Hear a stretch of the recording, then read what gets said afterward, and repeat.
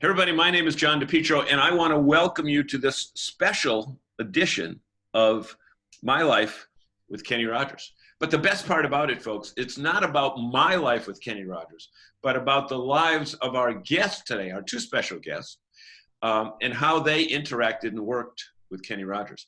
Now, this is one of a series of several presentations that we're doing about people who worked with Kenny.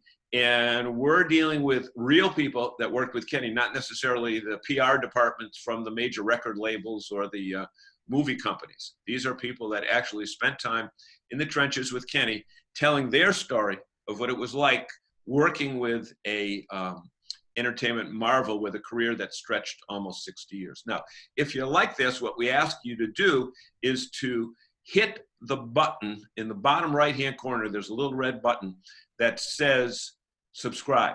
So hit that button and then a bell will pop up. Hit the bell. Then every time we get a new one, it will come out to you first before anybody else. Remember, this is not available in stores, and this is the only way you can see it. So again, my name is John DePietro, and today we've got a special treat because we're talking with two people that got to work with Kenny and the crew during many, many Christmas shows. And please help me welcome Karon Shea and Siobhan Petrella from Central Massachusetts, Worcester in particular.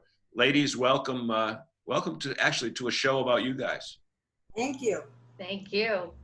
So Karon, why don't we begin? Tell us about why I called you. Tell us about what your company did and you know, the whole thing, and then we'll get into with Siobhan with you know, with what do you call it? Rehearsals and auditions. So Karon? Yeah, well, it was around 18 years ago. I was at 150 Pleasant Street, and I got this wonderful phone call from you. Now, John, I had been working with you in different types of fashion shows and wonderful events in the city of Worcester, at the DCU Center, which was whatever it was called back then. And you called the Centrum. Called the Centrum, right? No, yes. And you called me and said, Karon, I'm working with Kenny Rogers, and he does a fabulous holiday show. Do you have kids that can sing? And I thought, of course I do. Without even thinking. Of course I do. They're sitting right there, right? And I said, yes, I do. And then you told me, and there was at that time, I believe there were two locations, or it might have been one, but we ended up with two later. And then you told me what it was. You sent me the music or brought me the music over. You brought everything to the agency. And then I thought, oh my gosh, I have to get kids that can sing this music. And I'm not.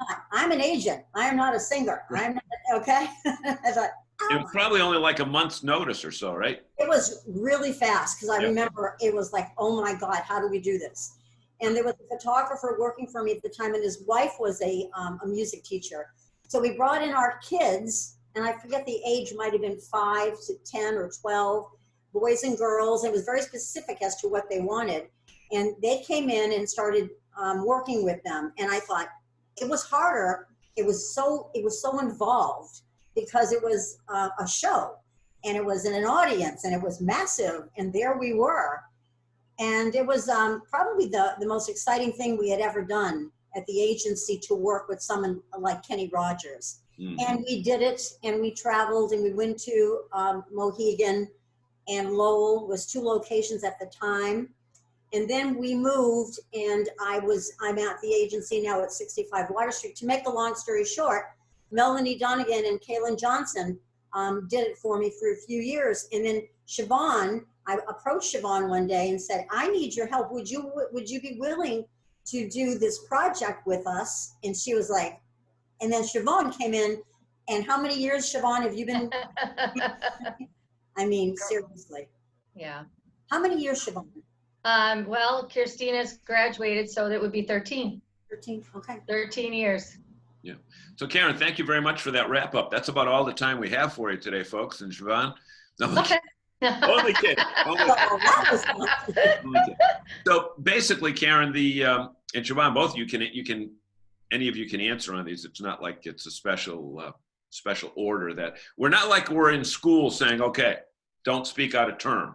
Siobhan, did you ever say to a kid, don't speak unless you raise your hand? Of course. Of course. So What was the excitement level like when you told the kids? Well, number one, Karon, you had mentioned that the kids would come in after the first year and say, "Is there going to be a Kenny Rogers show this year?" What was the process with? We had an audition process. Yeah, Yeah. we actually brought them in and auditioned them. We had it on Facebook. We had it on a few things, and then when Siobhan took over, and they would come in and audition with her because of the tunes and the music, and she'll tell you about that. And after the first year, looking forward to the second year, and there were still children in the right age that could go on who never wanted to leave ever. So it was never like trying to get kids. It was like, oh my God, how do we tell this when she's too old? So let me tell Siobhan. Siobhan, you explain what you had to do. So, and it was really kind of funny because my first memory of doing this was when my daughter was in kindergarten and we were at the dance studio, and I overheard my name with Karon on a phone. And I'm like, I'm right here. And so they were like, oh, yes, you're a music teacher. We started talking. And that was probably the best phone call that I overheard ever, because it gave me this wonderful opportunity, hands down, from the moment that we auditioned the students, the kids, to the performances, to the backstage with Kenny, to just the parents and the whole experience. Magical. That's all I can describe it as, magical, the whole thing. And so then what we did is, once we had some students that were going to go ahead and audition, we would go ahead and call them in individual, and they had to be able to sing and actually speak. And we wanted to make sure that they were the right age, because they were very specific at the ages. It was 6 to 10, I believe. And and knowing how to work with these young kids, it's definitely a challenge. Different when you're behind a stage, or when you're practicing, then being on a full stage with expectations. So we had a nice little conversation. Karon would talk to them and have a one-to-one, heart-to-heart, and to get to know if they really were ready to be on stage and actually work hard, because we had several rehearsals beforehand. Right. To make sure. The kids, I mean, I'm sure that none of them had ever performed in front of 10,000 people. None, not at all. On the big screen with an international star. Not at all. Crazy. I think the parents were just as excited as the kids, because it's Kenny Rogers. Yeah, exactly. So, Karon or Siobhan, you just mentioned kids had a certain age that they had to age category to be in. But Karon, you were telling me, and Karon, your name might show up here as Shannon Bartley here on the screen, but that is your daughter. And she's probably more technically savvy than you are. So she set it up. Right? So in case people think I'm talking to the wrong person, although I already called Deirdre her mother's name. Okay. But nevertheless, Karon, let's go back to that age grouping again. Tell me about Alyssa Duffy, because I understand that she cheated and she had a fake ID. I was telling him about the fact that she was so small that she was able to stay for so long. Correct. Right? And what happened after, she went to every show and they welcomed her. So Siobhan, how long did she do that? As long as I was involved with it, because when she actually did grow out of that age, she still continued to come and come backstage and support the singers, and of course Kenny Rogers. She was in love with Kenny Rogers, and they made it, her and her mother made it a point to go every single holiday show. And then of course when Kenny Rogers came around during the summers too, it was part of his tour, they would actually go in and to watch him perform as well. And she's turned out to be such a lovely lady. She's an adult now, and just kind of exciting to see all of these kids grow up and where they actually ended up and what they were doing. So they loved every minute of it. They loved meeting Kenny Rogers. He was awesome with the kids, and to be able to give these kids this opportunity, you know, I haven't known anybody who could be able to be so giving than Kenny Rogers, especially to the kids in the community and things like that, just to give them the opportunity. He treated them like gold, like rock stars. They had their own dressing room. Yeah, go ahead. I'm sorry. What makes you say that? What, as far as About giving his treatment of the kids, about how he interacted with the kids. He made them feel special, like they were the only people that were in the room.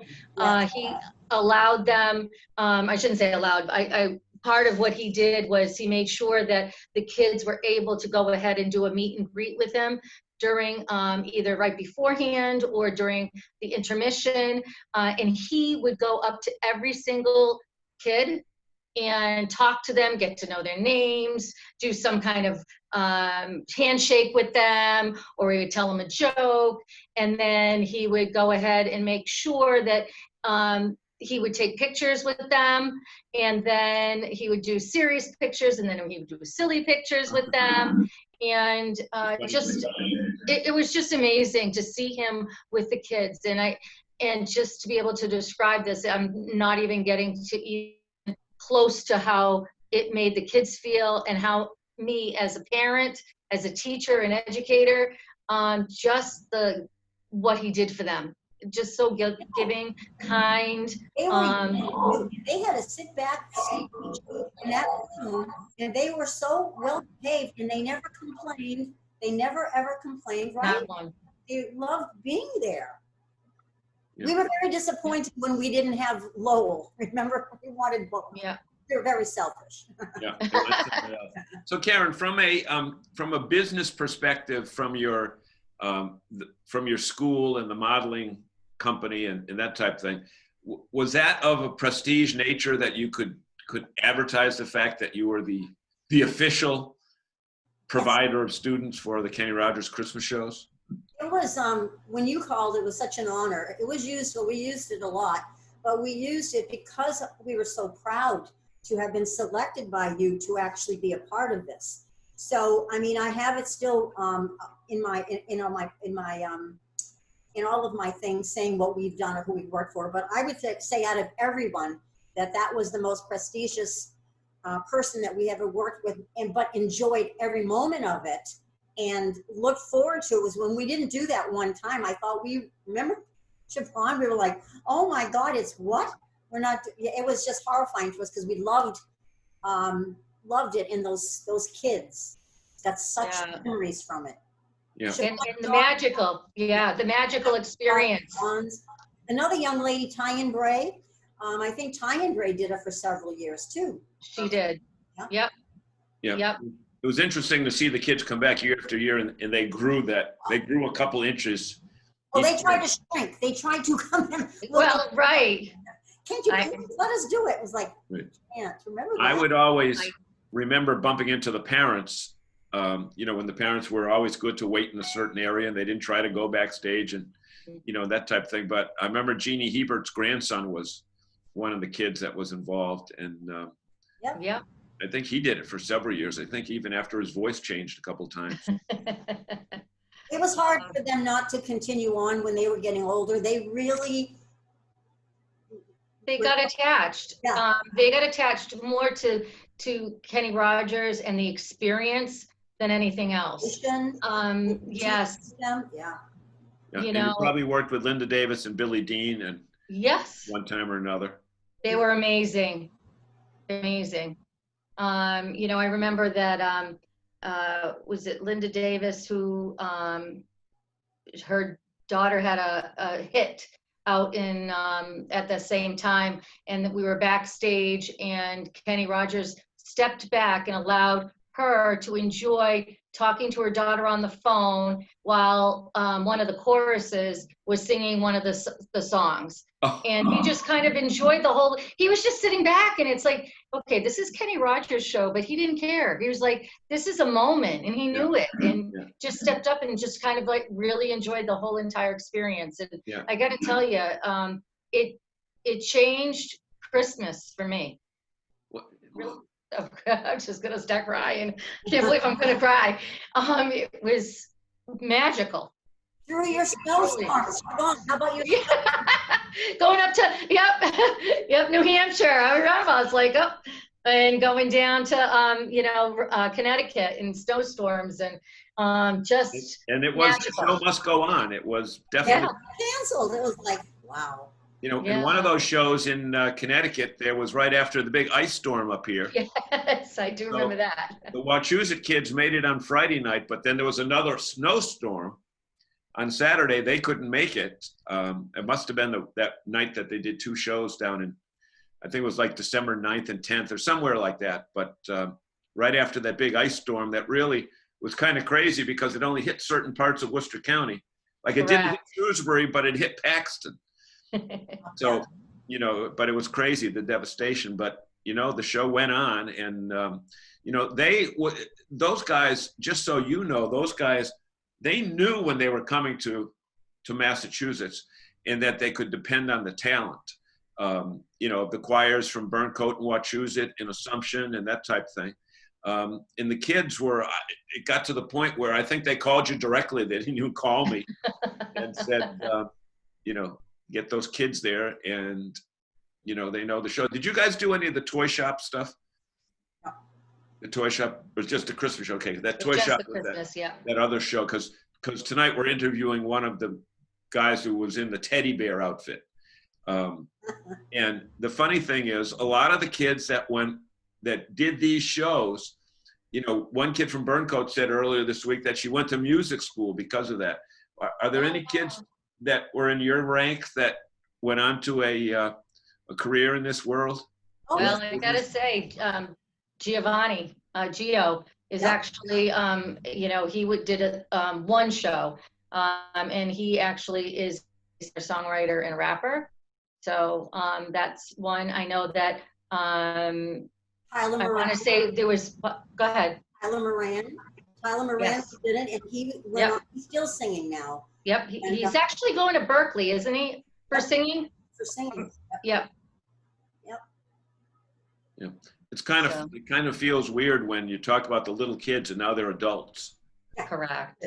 But it appears as though that these were memories that certainly will last a lifetime. I know in your case, Siobhan, you know, just being backstage, right? I mean, I loved it. It was would you agree with me that it was a professional organization?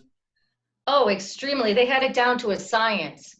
They had high expectations of all of their performers and the workers, whether it was the sound crew and the setup crew and the takedown. They had it down to a science, and it was just nice to be able to hear compliments of the kids and how well behaved they were or how well they sang from people who, you know, do this everywhere and go all over the country for this or all over the world. But I'll tell you, you know, what a great organization. And the kids ended up being friends with Brian and Kelly, who used to do it every year too. But the sound guy, they all loved Brian. You know, Oh, Brian Parkos, okay. Yeah, Brian he would hook them up with their microphones. Yeah, that's right. Change batteries every show. You know, that's funny. It's funny you even remember that, because I was thinking Brian Franklin, who's from the band, but Brian Parkos was the one who handled the kids, and and Kelly, of course, directed it all. Yeah. You may have dealt with Steve Glassmeyer with some of the yes. and that type of thing. Any other names that come to mind that you want to say hello to, because they'll all be on this series as well? Oh my word!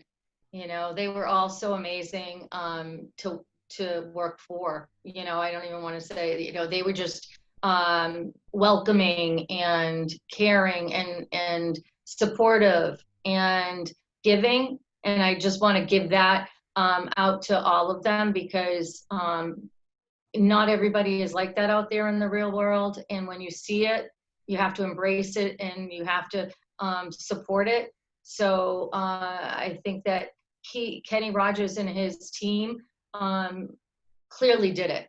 And they did it for the right reasons. And, you know, and that's how he gave back to the community. So feeling really blessed on my end. And also I got a shout out to, I got to say Karen. My shout out is to Karen, because without her, I would not have been able to be part of that. So feeling really, really grateful and blessed. Yeah. And the interesting thing is you guys, deal with people in the entertainment world all the time. And many times egos can get, their egos can get in their way of their personality. I'm presuming you didn't see any of that baloney. None. Not at all.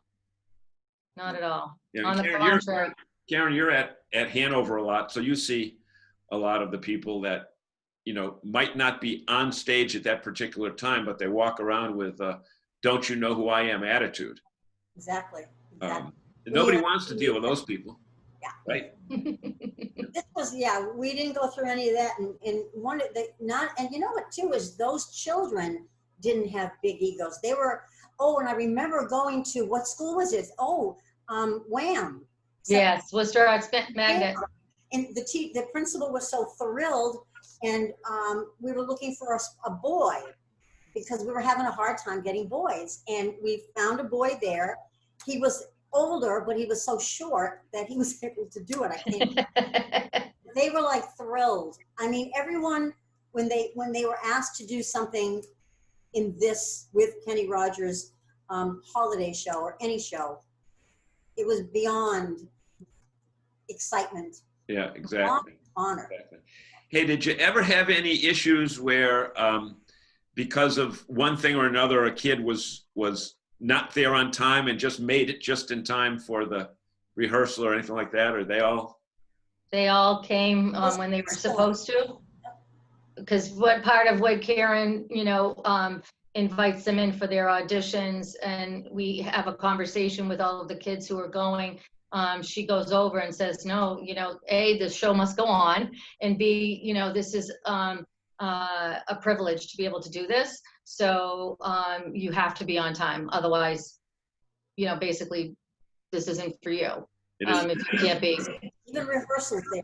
Correct. I will tell you this, that show American Idol, Kenny was on it one year and was, when the show started, Kenny, ladies and gentlemen, Kenny Rogers, blah, blah, blah, blah. And 30 seconds before the show was supposed to start, Kenny dropped his microphone. And my friend Gene Roy's job was to retrieve another microphone. So he found it in 10 seconds, and Kenny had the mic in hand. And when they said, ladies and gentlemen, this is American Idol, and then the curtain opened, and, but when you're in the showbiz part, that show must go on theory is definitely one that you want to live by. And I remember one of the other things that stood out is towards the last few years of performing his performances, he did that manger scene. And I guess those costumes he had for like 40 years. And I think it was one of the very first shows that he ever did, I guess. And then he brought them back out, and these same costumes went from different places. And it was just kind of really cool that, something that he appreciated and loved so much was the memories of the manger, and the connection with these particular costumes that he wanted the kids to be able to not recreate, but maybe reinvent that scene. And I just thought that was pretty special too. That was just another, I have so many memories, so many. Ladies, what were the thoughts that went through your mind in March back when you heard that Kenny had passed? Devastating. Well, the music and listening to the songs on Facebook and on radio, it just you took all the years that even when you weren't in the shows, of his movies, of his existence. And someone just brought that up. Their father passed away, and she was playing Kenny Rogers. One of my friends, Kim Kalachik, I said her name. Her father asked for that to be played, his music. Mm-hmm. So I mean, it's just memories of an amazing man, an amazing composer, musician, actor, human being. Heartbreaking. but he Well, you- doesn't see it go on forever. Yeah. Siobhan, you can close it out. I just was, when I heard, I was devastated, and I felt like part of me passed with him, because those are memories that I will live with me forever. And I felt for his family. I really did. He actually, when he allowed us to do this, he opened up his family to us, because they were actually with him a lot of times backstage. And, you know, just feeling for his family, and just, and also feeling very, very grateful and blessed that I had that time, that I got to actually meet this and speak with this wonderful, wonderful human being. And he was somebody that touched everybody's lives, not just one genre or one, you know, whether it was just an acting or a musician or anything else, but so many different lives and so many different levels touched all those hearts. So. Well, ladies, we want to thank you so much for taking time from your busy day to share your thoughts with us. And I'm sure the kids, Siobhan, I understand that you made a book or a booklet or something that. Yes, I did. Yes. What we can do is get a hold of that book and put pictures on Facebook, and then get them up on the screen at some time during this, if that. I happened at the agency, and I mean, it was a gift from Siobhan to me. Yep. Oh, okay. I have all those pictures. I have pictures from. It's just beautiful. So we'll come down and take some pictures, and then we'll, you know, put them to music. How about that? Sounds great. We'll put them to music, and we'll allow the rest of the world to see it and share the magic that you got to experience with Kenny Rogers. So, thank you so much. We have been speaking with Karon Shea and Siobhan Petrella, who were instrumental in, I should say vocal as well as instrumental, in allowing the Christmas show to go on in the Northeast for so many years. So with that being said, folks, if you like this video, down in the bottom right-hand corner, just hit that subscribe button, and you'll get all the copies of these as we progress with more of them. And again, ladies, thank you so much, and Thank you. have a great day, everybody. Thank you. Too. Thank you.